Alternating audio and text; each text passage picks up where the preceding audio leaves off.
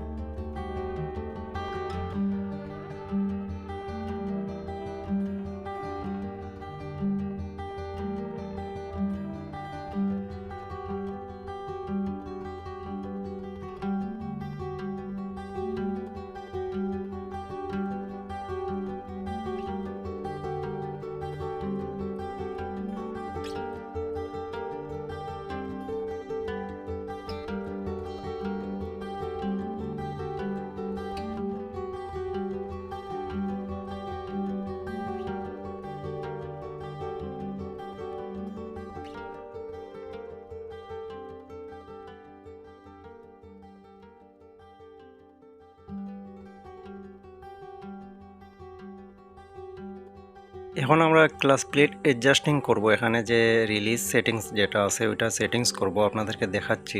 তো আমি যে সেটিংসটি করতেছি, তো এখানে যে প্লেন ওয়াশারগুলো আছে ওইগুলো আপনারা ভালোভাবে বসিয়ে যতদূর সম্ভব আপনারা চেষ্টা করবেন যাতে রিলিজে দৌড়া না থাকে, বা রিলিজ যখন আপনি ক্লাস তারে টান দিবেন তখন যাতে রিলিজ কাজ করে, আর যখন আপনি ক্লাস তারটি ছেড়ে দিবেন তখন যাতে রিলিজ এটা আলাদা হয়ে যায়, শুধু ফুলিটা ঘুরতে থাকে। এইরকমই আপনারা সেটিংস করবেন, দেখবেন যে আপনার রিলিজ বিয়ারিংয়ে অনেক দিন যাবে। তো আমরা এই যে কীভাবে সেটিংসটি করতেছি, তো অনেকেই আছেন এইখানে 3টি ফিঙ্গার আছে, তো 3টি ফিঙ্গারের মধ্যে আপনারা একটা বেশি টাইট একটা কম টাইট এরকম দিলে কিন্তু আপনার সেটিংস ভুল হয়ে যাবে। সেক্ষেত্রে আপনি কি করবেন, 3টা নাট যে 3টি নাট আছে একদমই আলতো করে করে নিয়ে সমান সমান করে 3টি নাট ফিঙ্গারের সাথে লাগিয়ে রেখে আপনার টান দিয়ে দেখবেন গাড়ি নিউট্রাল হয় কিনা বা গাড়ি ব্রেক হয় কিনা। ক্লাস হবে আপনারা ঠিক এইভাবেই কাজটি করবেন। তো এই যে দেখুন আমি একদম নিয়ে 3টি নাটকেই আমরা সমান সমান করে ওখানে বসিয়ে দিয়েছি। তো আশা করছি আমাদের ভিডিওটি আপনাদের ভালো লেগেছে। যদি ভালো লাগে অবশ্যই একটি লাইক করবেন, এবং যারা এখনও নতুন আমাদের চ্যানেলে সবাই চ্যানেলটি সাবস্ক্রাইব করে আমাদের সাথেই থাকবেন। আজকের মতো এ পর্যন্তই। আসসালামু আলাইকুম।